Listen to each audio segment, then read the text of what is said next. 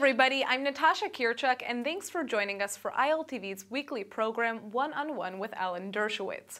We want to give you, our viewers, a chance to have your questions answered by Professor Dershowitz, one of America's greatest legal minds. He is a leading expert on criminal and constitutional law, civil liberties, and the Arab-Israeli conflict. Hi, Professor Dershowitz. It's so great to see you again. Hi, it's a sad day when we have to contemplate the death of one of Israel's greatest leaders, Shimon Peres. So I'm a sad person today. Yeah, I mean, I understand that you were actually a very close friend of his. I myself worked for him in the past when he was president in 2013. So this is something that's also shaken me. How are you feeling? Well, he was one of the truly great, not only Israelis, not only great Jews, but one of the great men of the 20th and early 21st century. He really understood better than anybody the statement of Kohelet, Lakol Zaman. To everything there is a season. He was Israel's strongest provider of self-defense. When he was in the Ministry of Justice, he helped to create Israel's nuclear arsenal, which has served as a great deterrent against Israel's destruction. He helped to create Israel's Navy, understanding early on how important Israel's naval strength might be. He helped to create Israel's military industry in order to make Israel as self-reliant as possible. He understood that Israel would only use its own soldiers, and tragically it has lost too many, in fighting for its own self-defense, that it would never rely on other soldiers to come and help it. So he was a man of war when it was essential to be a man of war to protect Israel from physical annihilation threatened by Egypt and Syria and Jordan and others. But when Israel made peace with Egypt and with Jordan, and when Syria stopped being an immediate existential threat, he quickly became a man of peace and did so much to try to promote peace. I think the great tragedy is that he didn't live to see peace. He, like Moses, didn't cross over into the promised land of peace. But, he was one of the original founders of Israel. He was as close as anybody could be to David Ben Gurion. And he transcended politics and policies and generations, and will surely be missed personally by me. I was with him when he received the Medal of Freedom at the White House at a dinner. I was with him recently in Israel. He always called me Mr. Chutzpah, and I always enjoyed my meetings with him. Rarely did I make a trip to Israel where I didn't stop off to show my respect for him, and I will miss him. I think we all will. We can only hope that, we will be able to live out this mission and continue his legacy towards peace. All right, so let's get started, Professor. As you know, every week we open our show with a special guest. Today we have two. First, we're honored to have Malcolm Hoenlein, who serves as the Executive Vice Chairman of the Conference of Presidents of Major Jewish Organizations. Let's hear what he has to ask. Mazel tov, Professor Dershowitz, on this very important program on ILTV. I have the pleasure of watching it and enjoying your answers to the questions that are posed to you.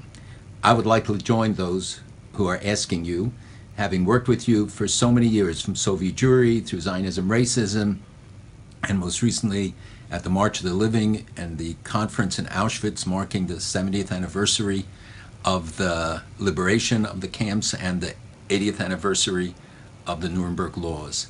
You were outstanding on that occasion, as always, and I'm very grateful for all you do for the Jewish people in the state of Israel.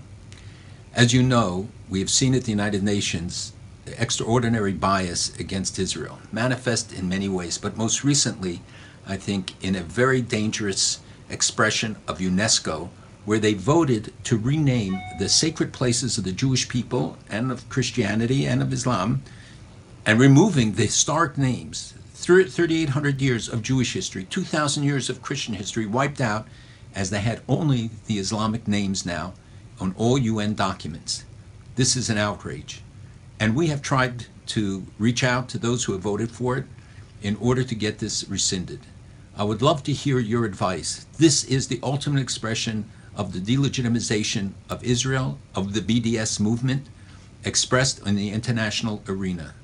How do we get it reversed? Well, first, Malcolm, thank you for everything you've done for the Jewish people for so many years. You have been our spokesman in Washington. You have spoken for the unity of the Jewish people, and you've done it eloquently and effectively and proudly. And we're all proud of the enormous contribution you have made to preserving the integrity of our people and fighting against those who would attempt to delegitimate us. The United Nations has caused more problems in the Israeli-Palestine, in the Middle East, than any other institution in the world. And I include among that probably nations like Iran and others, because the United Nations brings a fake legitimacy. It was Justice Jackson, the great prosecutor at Nuremberg, who said the most odious of oppressions are those that mask as justice. And when things happen at the UN, they mask as justice, but they're odious. And here we have a form of Jewish denial, akin in some ways to other kinds of historical denials. Here we have an attempt by the United Nations to erase Christian history, Jewish history. I'll never forget what President Clinton once told me, that when Yasser Arafat at one point said to him, there was no Jewish presence in Jerusalem, President Clinton slammed down his hand on the table and said, not only are you denying the Jewish presence in Jerusalem, but by denying the Jewish presence, you're denying the Christian presence. He said, you're denying the existence of Jesus as a Jew. You're denying the story in the New Testament of what went on in the temple. You're denying Christianity as well as Judaism. So this is a fight that we have to have together with Christians around the world. We have to get the Vatican involved in this. We have to get Protestant churches, some of which have behaved despicably toward Israel. Many within the Methodist and Presbyterian churches have joined the BDS movement, although the churches themselves have generally rejected it. So we have to work together with Christians, with Jews, and with political figures. And we have to be very, very tough. Look, Saudi Arabia recently got the United Nations to change one of its policies by threatening to withdraw financial support. If Saudi Arabia can do that, so can the United States. And so we have to ask members of Congress and the newly elected president, whoever she or he may be, to insist that as a condition of the United States continuing to make contributions to UNESCO or even to the United Nations in general, that they rescind this awful, ahistorical, immoral, anti-Semitic and anti-Christian resolution, which has become tragically all too typical of that building, which houses so much hate and has done so little to promote peace in the Middle East. Thanks for your response, Professor. Now, for another question from a special guest, we're honored to have Professor Daniel Kurtzer from Princeton University, a distinguished career diplomat who has served as both the U.S. ambassador to Egypt and the U.S. ambassador to Israel. Here's his question.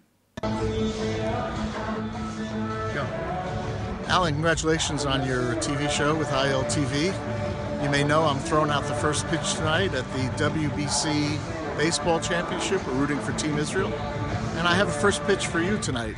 There seems to be relief in some quarters that President Obama may leave office without trying to advance the peace process. What do you think about that? Should he be trying something in these last few months to try to get things off dead center? Well, thank you, Ambassador. You were a wonderful ambassador to Israel. I know I was at your home and gave a talk there, and you've done great work and continue to do great work in your academic position.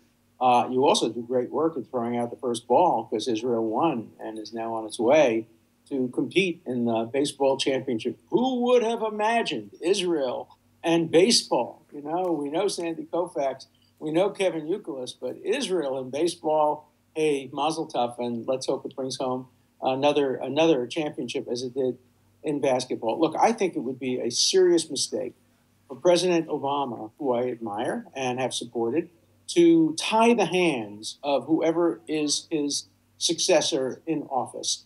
I think it would be a mistake for the United States to change its policy during the Obama lame duck period. The policy of the United States has been, when you were the ambassador, certainly during the period when President Obama was president, was that the road to peace does not come from New York, does not go through Washington, it does not go through Moscow, it does not go through Paris or London, it goes through Israel, it goes through Ramallah or Yerushalayim, and that's where it should continue. The United Nations can only do harm, and the French resolution can only hurt the peace process and tie the hands of President Obama's successors. After all, whatever the UN decides, number one, will be the minimalist position that the Palestinians would accept. They can't be seen as agreeing to accept less than what they've already been given by the United Nations.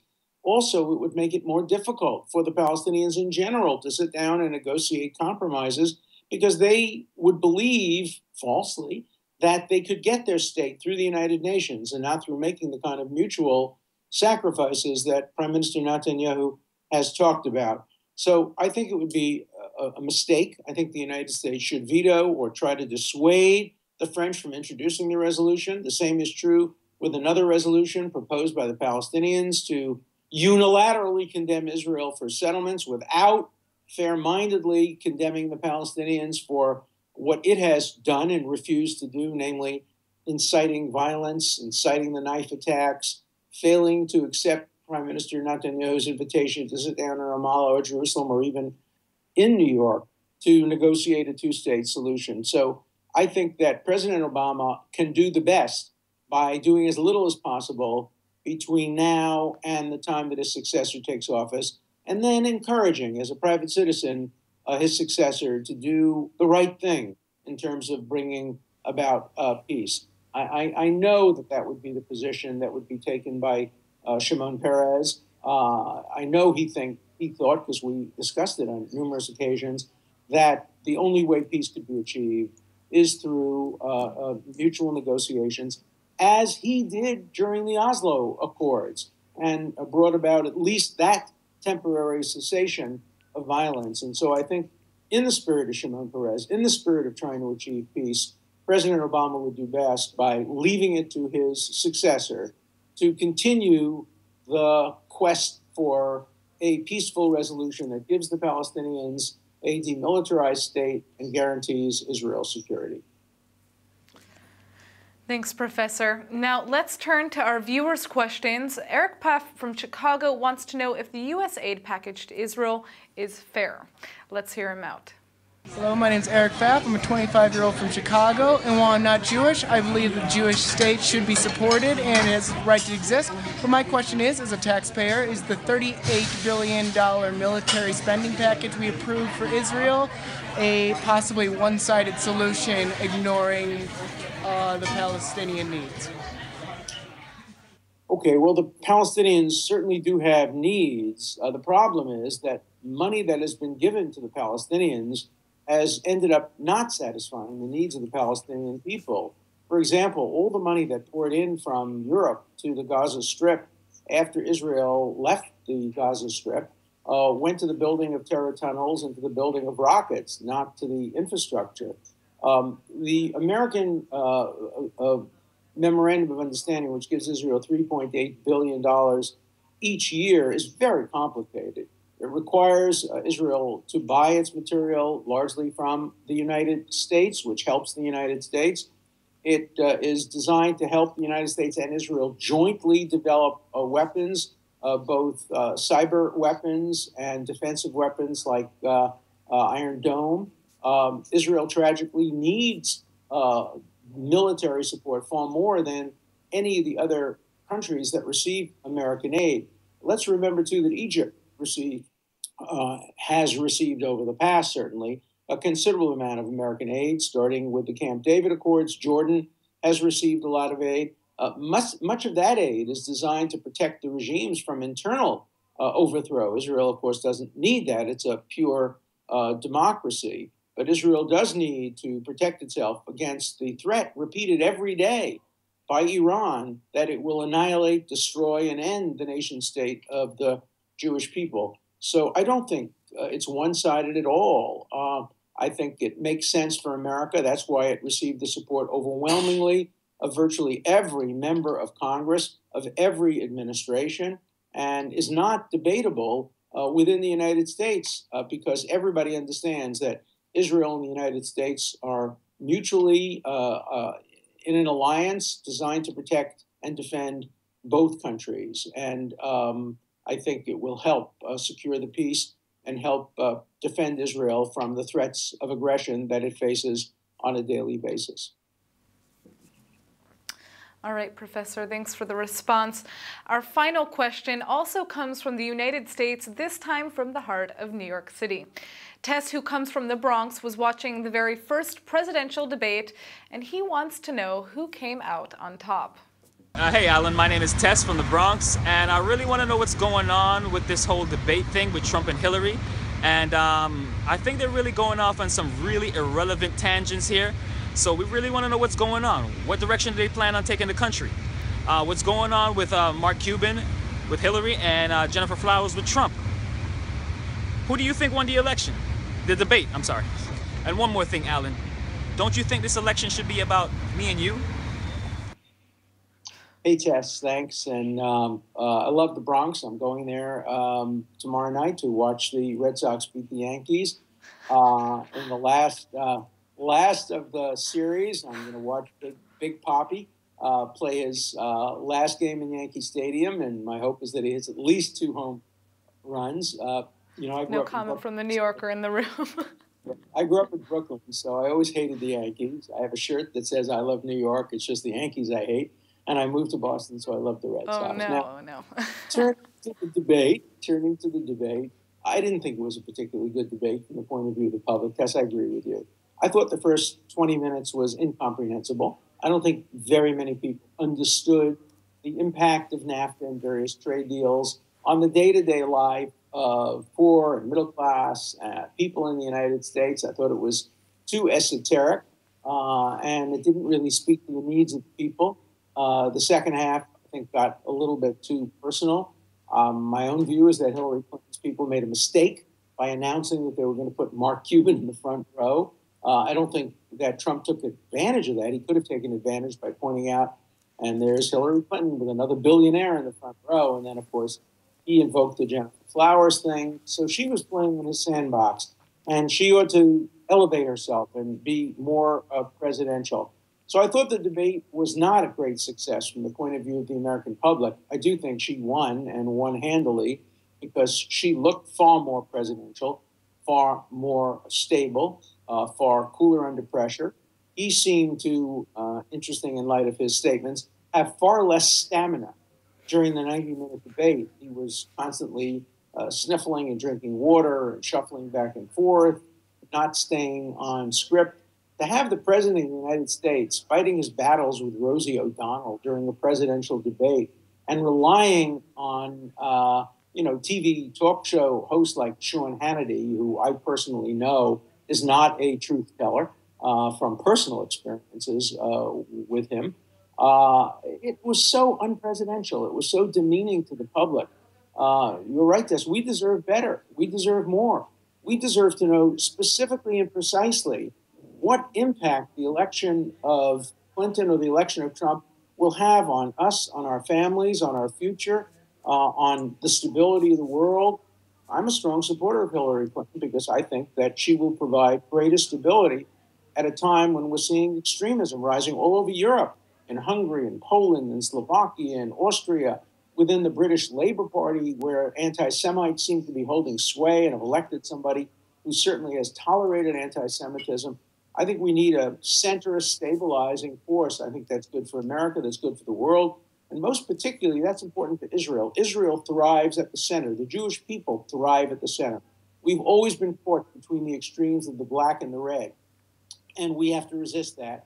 And I do think that we ought to be moving more toward the center. Britain did a good job after Brexit in moving toward the center.